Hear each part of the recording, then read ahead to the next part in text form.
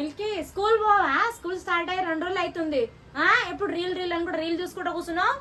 School పోనేమో నేను biscuit వేసుకోపో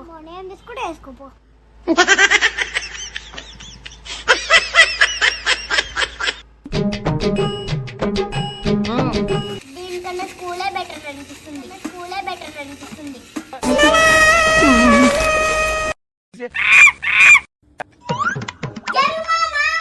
ఎందుకు మీకు ఇంత కష్టము? స్కూల్ పోతే మంచి బిస్కెట్లు చాక్లెట్లు ఇప్పిస్తారు కదా.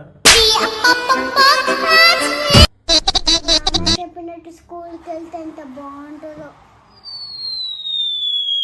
ఓ గుమ్మనియా